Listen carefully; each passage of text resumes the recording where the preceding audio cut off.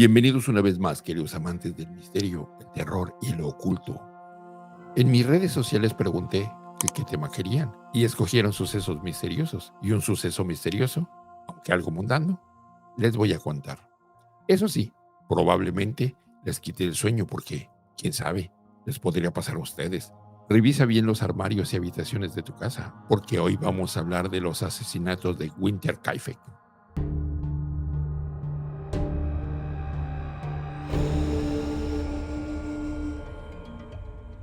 Hoy nos trasladaremos hasta Bavaria, en Alemania, más concretamente a una pequeña granja con el sencillo nombre de Winter Kaifek.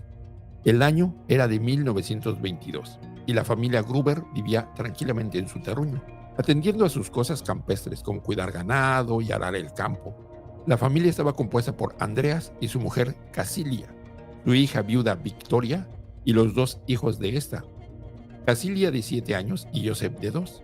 Con ellos también vivía una criada, María Baumgartner, así que deduzco que el negocio no les iba mal, hasta que un día aparecieron todos muertos.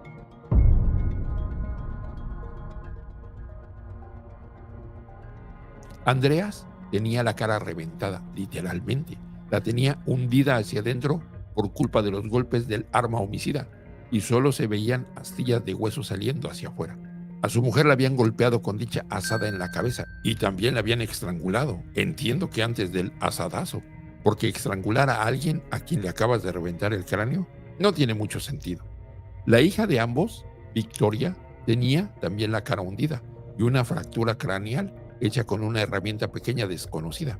El niño, al igual que su abuelo, tenía la cabeza destrozada. Al contrario que la criada María, ella había sido la que había sufrido una muerte menos cruel, simplemente a base de golpes en la cabeza. Y la niña de 7 años, aquí viene lo peor. Su cuerpo fue descubierto degollado y con la mandíbula destrozada. En sus manos tenía mechones de su propio cabello, arrancados por ella misma debido a la ansiedad producida al ver morir al resto de su familia. Horrible, de verdad. Pero, ¿qué tiene esto de misterioso? Bueno, aparte del hecho de que no se sabe hasta el día de hoy quién es el asesino de la asada, lo sospechoso del asunto viene a ser todo lo que rodea el caso. Verán, María era una criada prácticamente recién contratada. 6 meses antes, la criada de toda la vida de los Gruber había dimitido porque estaba convencida de que la casa estaba encantada.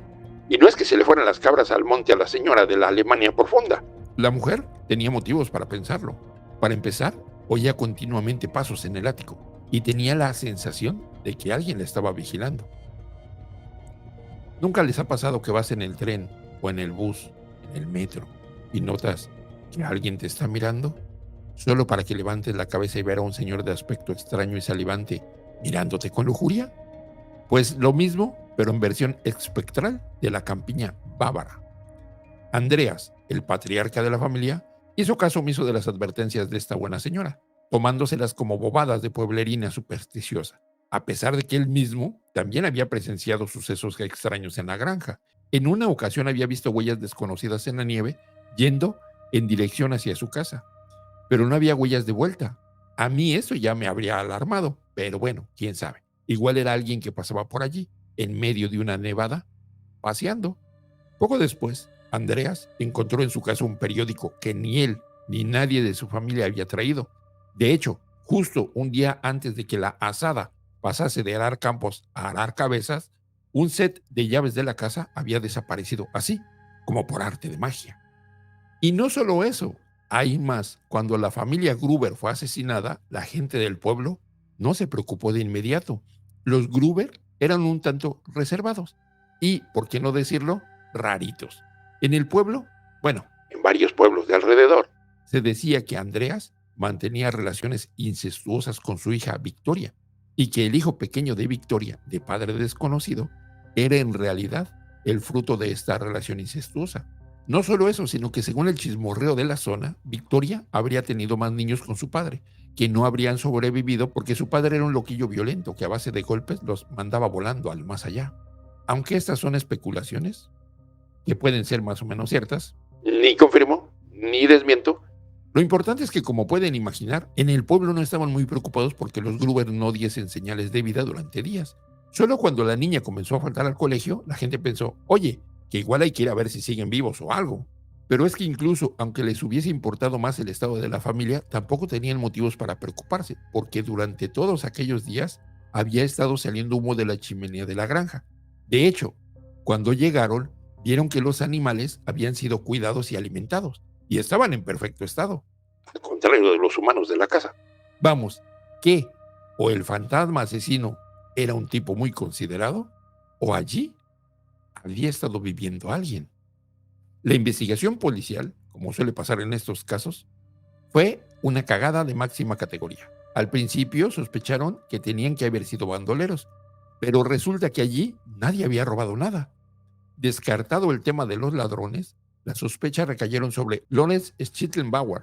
Lawrence era el exnovio de Victoria y otro posible padre del pequeño Joseph. Ambos habían estado a puntito de casarse, hasta que Andrea se había metido para evitar la unión. Quizá los rumores de incesto sí tenían algo de cierto, oye. Bueno, Joseph, además, había sido parte del grupo que había descubierto los cadáveres y supuestamente los había manipulado, así, con mucha dejadez, como quien toquetea frutas en el súper.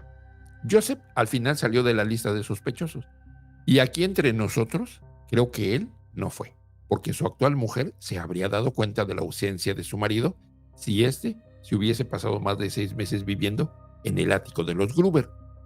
La policía también se planteó que quizás, y solo quizás, el marido de Victoria había regresado por fin de luchar en la Primera Guerra Mundial y se los había cargado a todos.